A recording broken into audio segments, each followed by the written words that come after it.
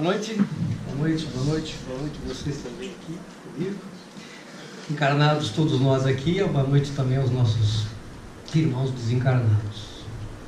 Com a paz que a Anália nos dá e nos traz, com essa ternura, com essa voz doce, nós recebemos de coração aberto o Evangelho de hoje para falarmos a respeito do capítulo 25, começando dizendo daquele imperativo que Jesus disse: buscai e achareis.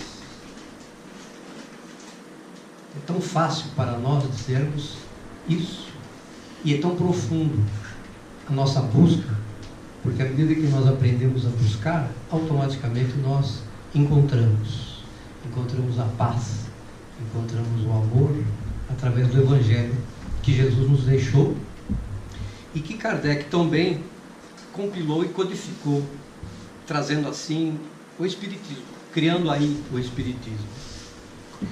Esse capítulo 25 começa dizendo: ajuda-te e o céu te ajudará. Vamos ler a parte de Mateus, no capítulo 7, versículos de 7 a 11, que ele diz: pedi e dar-se-vos-á, buscai e achareis, batei e abrir-se-vos-á, porque todo o que pede recebe, e o que busca acha, a quem bate abrir-se-á. O qual de vós, porventura, é o homem que, se seu filho lhe pedir um pão, lhe dará uma pedra? Ou porventura, se lhe pedir um peixe, lhe dará uma serpente? Pois se vós outros, sendo maus, sabeis dar boas dádivas aos vossos filhos, quanto mais vosso Pai, que está nos céus, dará boas dádivas aos que lhe pedirem. Nós, na nossa infância do desenvolvimento, não somos capazes de maltratar nossos filhos, nossos amigos, nossos entes queridos. Deus, o nosso Pai, também não teria a oportunidade jamais de deixar de nos perdoar, de nos compreender quantas vezes fosse necessário para a nossa evolução. Segundo o modo de ver terreno, a máxima buscai e achareis é semelhante a essa outra: ajuda-te e o céu te ajudará. Buscai e achareis, ajuda-te e o céu te ajudará. À medida que nós nos ajudamos, evidentemente nós criamos um padrão vibratório em torno de nós, que nos dará paz, que nos dará amor. Essa ajuda depende exclusivamente de nós estarmos de coração aberto para Jesus. É o princípio da lei do trabalho e, por conseguinte, a lei do progresso. Essas leis do progresso, do trabalho, fazem parte, inclusive, do livro dos Espíritos, da evolução, da codificação do Espírito. Essas leis cristãs são leis básicas para a evolução nossa, enquanto que aqui encarnados. O produto do trabalho, desde que este se põe em ação as forças da inteligência. Na infância da humanidade, o homem só aplica a sua inteligência na procura de alimentos, dos meios de se preservar das intempéries e de se defender dos inimigos. Mas Deus, que lhe deu o mais que o animal, o desejo constante de melhorar, ou seja, essa inspiração do melhor, que o impele à pesquisa dos meios de melhorar a sua situação, levando-os às descobertas, às invenções, ao aperfeiçoamento da ciência, pois que é a ciência que lhe proporciona o que lhe falta. Graças às suas pesquisas, sua inteligência se desenvolve, sua moral se depura, as necessidades do corpo sucedem às necessidades do espírito. Após o alimento material, ele necessita do alimento espiritual, assim que o homem passa da selvageria à civilização. O alimento espiritual é o que nós procuramos receber para o nosso espírito e melhorá-lo, porque o nosso espírito é o que deve ser fustigado, o nosso espírito é que veio aqui para evoluir, o nosso espírito é que vive a eternidade e que não cessa nunca de pensar e de evoluir. O nosso corpo físico como fala aqui, deve ser alimentado, deve ser bem cuidado, para que o nosso espírito, é justamente o contrário. Muitas pessoas fustigam o corpo, o físico, porque acham que tem que fazer academia demais, tem que se exercitar muito para poder basear o espírito. Sim, mas o espírito é que deve ser evoluído, deve ser fustigado. O templo do espírito é o nosso corpo, que deve estar necessariamente com condições físicas, com saúde, sim, para alimentar o espírito, que é o que veio aqui para evoluir e que voltará muitas vezes neste e em outros planetas, até que encontre a sua purificação, mas levará com certeza muito tempo. E nós aproveitamos a cada encarnação nossa, nós aproveitamos todo o período que aqui estivemos. E depois, na erraticidade, ou seja, desencarnado no plano espiritual, na colônia que se esteja, onde se estiver no plano espiritual, estaremos evoluindo também para voltarmos a uma reencarnação, trazendo os nossos conhecimentos e aplicá-los novamente em uma nova vida na Terra. Porque a vida ela é eterna para nós, mas na Terra nós vivemos algumas décadas, o que nós chamamos de encarnado. Se Deus tivesse liberado o homem do trabalho físico, seus membros seriam atrofiados. Se o livrasse do trabalho intelectual, seu espírito permaneceria na infância, nas condições instintivas do animal. Eis porque ele fez do trabalho uma necessidade. Ele disse: busca e acharás, trabalha e produzirás. Dessa maneira serás filho de tuas obras, terás o mérito da sua realização e serás recompensado segundo o que tiveres feito. Feito de acordo com a capacidade física e intelectual de cada um de nós. Nós somos nós, unos e indivisíveis. Acreditamos em nossa força e nosso poder, de cada um de nós, dentro do nosso limite. Não devemos nos preocupar com um irmão que porventura aparentemente evoluiu mais. Ele já viveu mais do que nós. Ele já tem outras encarnações, com certeza pretéritas. E ninguém é mais inteligente. Todos nós fomos criados da forma igual, simples e ignorantes, para deixar claro. Então nós não devemos nos preocupar às vezes com outras pessoas que aparentemente evoluíram mais. Aparentemente. Porque todos nós somos capazes em alguma coisa. Todos nós temos uma especialidade, mesmo que às vezes não a conheçamos ainda. Mas um dia nós até podemos dizer, não é que eu sabia aprender japonês, chinês, assim, de repente não sabia que eu tinha essa capacidade. Comecei a pintar quadros e eu nunca tentei pegar um pincel na mão, nunca apertei uma bisnaga de guache. Isso aparece depois, com conhecimentos pretéritos que nós temos de outras vidas encarnadas, de anteriores, de encarnações anteriores. Então, nós não devemos nos preocupar, devemos nos preocupar conosco, com nossa evolução. Sempre de peito aberto, sempre olhando para frente, para o alto, com Jesus no coração e tocarmos a nossa capacidade, a nossa propriedade, a nossa vida. É em virtude da aplicação desse princípio que os espíritos não vêm poupar ao homem o seu trabalho de pesquisar, trazendo-lhe descobertas e invenções já feitas e prontas para a utilização, de maneira a só ter que tomá-la nas mãos, sem sequer o incômodo de um pequeno esforço, nem mesmo de pensar. Se assim fosse, o mais preguiçoso poderia enriquecer-se e o mais ignorante tornar-se sábio. Ambos sem nenhum esforço e atribuindo-se o mérito do que não haviam feito. Não, os espíritos não vêm livrar o homem da lei do trabalho, mas mostrar-lhe o alvo que deve atingir e a rota que o leve a ele, dizendo: marcha e atingirás. Encontrarás pedras nos seus passos. Mantém-te vigilante, afasta-as por ti mesmo, não te daremos a força necessária se quiseres empregá-la. Segundo a compreensão moral, essas palavras de Jesus significam o seguinte: pedi a luz, que deve clarear o vosso caminho, e ela vos será dada. Pedi a força de resistir ao mal, e a tereis.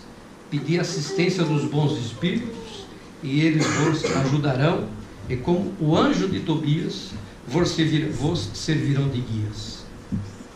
Pedi bons conselhos, jamais vos serão recusados. Batei à vossa porta, e ela vos será aberta. Mas pedi sinceramente, com fé, fervor e confiança. Apresentai-vos com humildade e não com arrogância, seu que sereis abandonados às vossas próprias forças, e as próprias quedas que sofreres constituirão a punição do vosso orgulho. É esse sentido das palavras do Cristo: buscai e achareis, batei e abri-se-vos-á. Ia fazer 2 comentários, eu vou fazer o mais longo porque ainda faltam alguns minutinhos.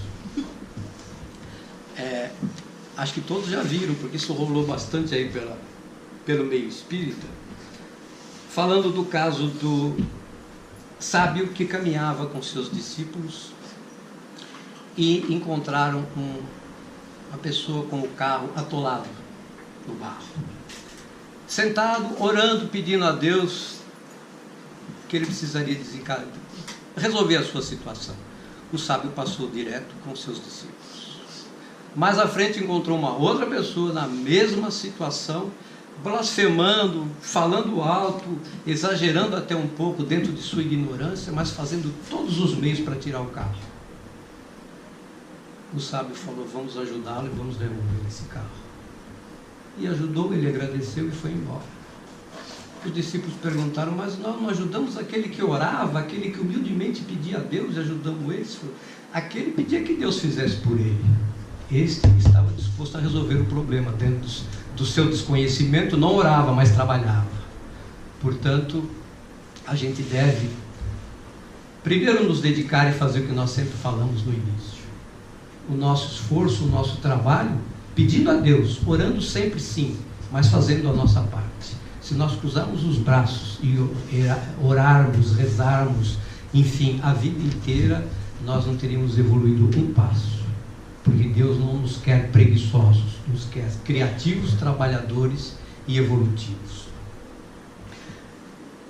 O outro caso mais curto é a história da vaca, que uma família tinha uma vaca que produzia muito leite, muito. E com esse leite eles faziam escambo, trocavam, faziam queijo e viviam em torno daquela vaca. E um belo dia a vaca adoeceu e a família perdeu seu rumo e não sabia mais como agir. O mentor de um deles falou lá na espiritualidade: precisamos assistir essa família porque a vaca adoeceu. E tá aí, mais ou menos assim, vamos lá. Quando chegou na situação, viu lá todo mundo triste nos cantos, a vaca doente, e todo mundo naquela inércia. O mentor disse: mata a vaca. Todos entenderam, porque aí a família começou a trabalhar, começou a se esforçar, a tocar a sua parte evolutiva, porque a gente não vive em torno de um carro quebrado e nem muito menos de uma vaca doente.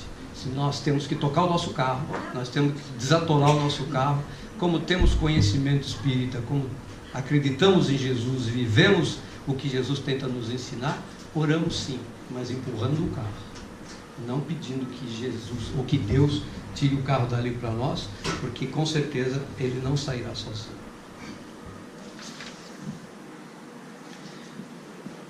Uma parte que fala o capítulo 25 também: não vos canseis pelo ouro.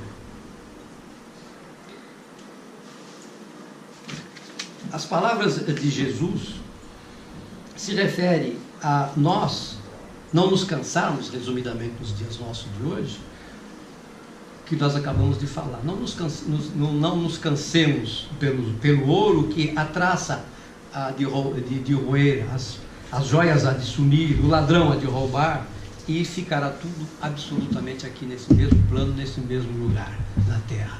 Se nós não nos esforçarmos pelo ouro e nos esforçarmos pela evolução intelectual nossa, trabalhando junto com a ciência, com a filosofia espírita que nós aprendemos diariamente, e com a literatura espírita, que é a mais vasta que nós encontramos e que nós temos à nossa disposição, nós estaremos evoluindo sempre. Assim diz hoje o Espiritismo aos seus adeptos: não violenteis nenhuma consciência, não forceis ninguém a deixar a crença para adotar a vossa, não lanceis o anátema sobre os que não pensam como vocês. Acolhei os que procuram e deixei em paz os que vos repelem. Hoje, o céu será tomado pela caridade e a doçura. Hoje, nos nossos dias de Jesus para cá. Antes, ele poderia ter sido até tentado ser tomado pela força, na lei de Moisés, na lei mosaica, mas chegamos na evolução hoje, com a codificação, como nós trabalhamos e agimos e acreditamos no que Jesus nos traz e nos ensina, nós ganharemos o céu pela caridade e pela doçura. Obrigado a vocês todos pelos olhinhos atenciosos, pela atenção dispensada. A concordância ou discordância comigo fica por conta de cada um. Nós podemos até depois voltar a falar. Aqui na palestra, infelizmente, não há espaço para isso. Eu gostaria de dar a palavra a todos. Mas, com isso, eu agradeço a vocês a atenção, agradeço a espiritualidade que nos une, que nos intui e que nos acompanha. E aí nós preparamos o nosso ambiente para recebermos o nosso mentor da noite, que falará, evidentemente, sobre o nosso Evangelho também, através da nossa querida Nilde.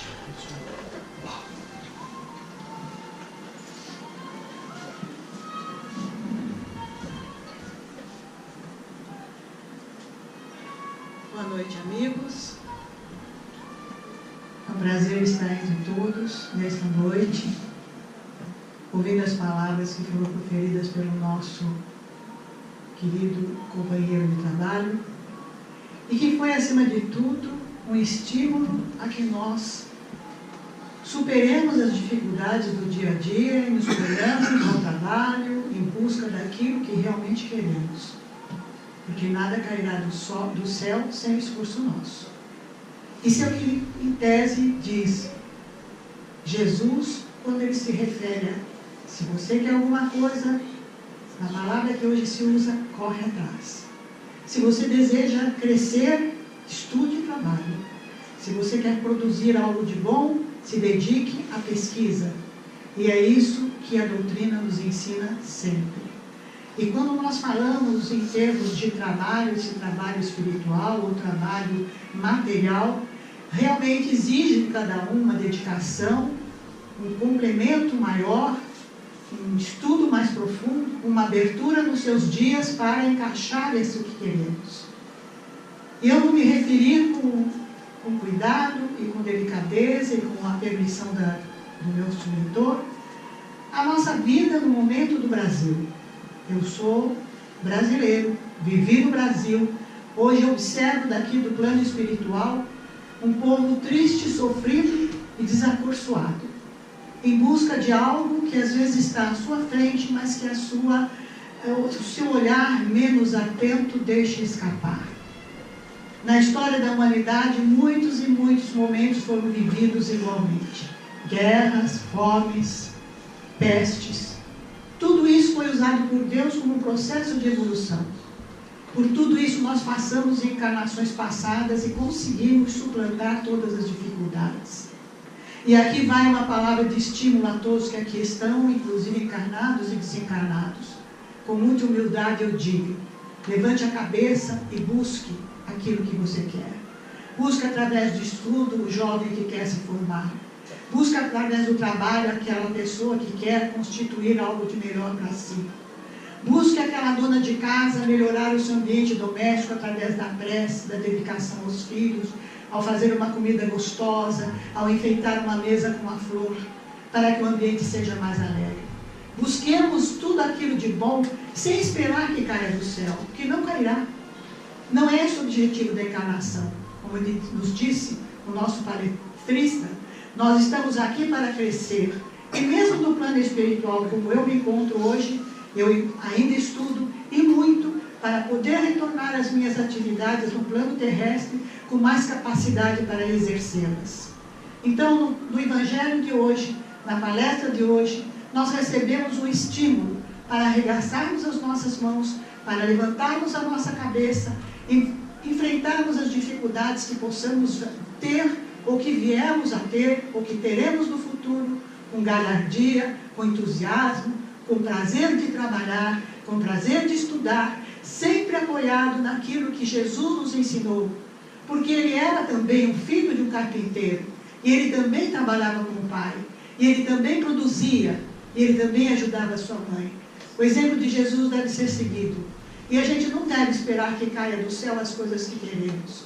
Vamos juntos, plano espiritual e plano material, unidos pelo amor a Deus, pela compreensão dos ensinamentos do Mestre e pela vontade de progredir, que é algo intrínseco a cada um de nós, mesmo no plano espiritual. Vamos em busca daquilo que queremos. Não nos deixemos abater. A terra brasileira precisa de homens fortes e mulheres produtivas, e que todos busquem, através do trabalho, crescer, esquecendo e deixando de lado algo que possa desvirtuar esta busca pelo progresso. O progresso deve fazer parte da gente, material e espiritual. Estamos aqui em busca do progresso espiritual, e lá fora arregaçamos as nossas mangas em busca do progresso material. É a lei da vida. Não devemos deixar baixar a nossa cabeça por nada, porque Deus nos quer fortes. Deus nos criou para o progresso, e Jesus nos orientou a maneira de alcançar. Portanto, amigos, que Deus abençoe a todos, e que saiamos desta casa hoje cheios de energia, de alegria, de prazer pela vida que temos, porque ela é linda, ela é maravilhosa, e a todos os momentos nos dá a oportunidade de sermos muito felizes. Embora às vezes não tenhamos algo material, nós temos a possibilidade de nos ligarmos aos amigos espirituais e sentir o seu calor, a sua amizade, o seu estímulo para a vida. Queridos amigos, que Deus abençoe a todos e que tenhamos uma semana produtiva, alegre e trabalhadora. É o que desejamos do plano espiritual. Boa noite.